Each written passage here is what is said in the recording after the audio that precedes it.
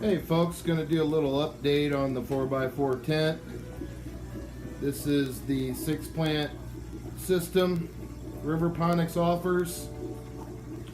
This system can be put in a tent enclosure or outside of a tent enclosure out in the open. This is an indoor-outdoor system. So during the summer months you can take it outdoors for enjoyment and then bring it in during the colder months for your indoor grow. I just wanted to show you and give you some updates, and keep in mind a lot of these growing techniques are experimental and it's live time. I'm showing you what happens, what's going on, the problems I see, but in general all these techniques have worked. But for instance, the rock wool, it works. This plant here, this is a jalapeno, and it's got a funky something going on with it.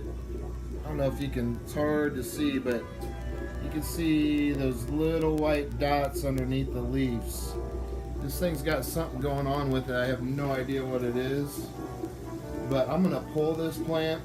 And with this rock wool, it's a method that works, but it kind of restricts the flow of water, and especially when you start establishing roots as well. So, the preferred method for this is the soilless mix, indoor soil. You can see I got a couple peppers there already coming in, and that's the soil. And I can pull that back, the soil back, just kind of show you the moistness of it underneath, nice and moist. But this soilless mix I came up with, this stuff is doing wonders. It's just a perfect chemistry for my plants, and you can see this plant here is loving life, and it's got a little starter, some fruit on there too. And there's another one in the back there. I believe that's a bell pepper. It just looks real healthy and happy back there in that soilless mix. This is the aloe vera plant I brought back to life. You can see all the new growth, and the stalks have gotten real big. That stalk there is probably 1.5 feet long. But I'm gonna pull this plant here because whatever funky bugs on it, I have no idea, but I'm gonna pull it, put the bag of soil here with the jalapeno I have, kind of consolidate things. This is another one in rock wool, and I have to defoliate this quite often.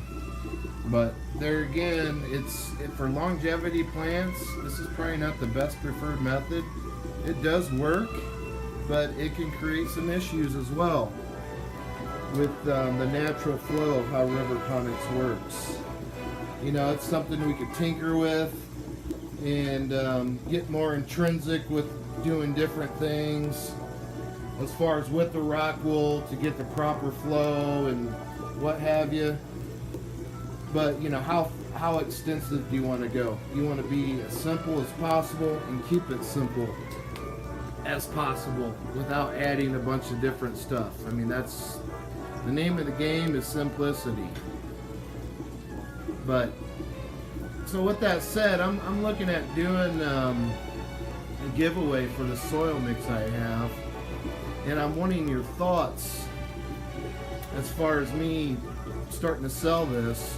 And I'm just kind of curious what kind of response I'll get with people that would be interested in this mix and buying this mix from me, because I'm thinking about bagging it up and starting to sell it. So just you could let me know in the comments what you think about it. I still have the vortex bucket going and the brewer, and everything's functioning just fine. Other than that, I am going to add a channel in here and probably do like 1 gallon or even hydroponic stuff with leafy greens in the center. So just to show you how you can expand on this. And likewise, I'll show a different method for feeding your grow channels versus the way I have it now. So that'll be in an updated video. But everything's doing fine. one other thing too. Just pick a number between 1 and 1,000 for the soilless giveaway, and we'll go from there. Thank you.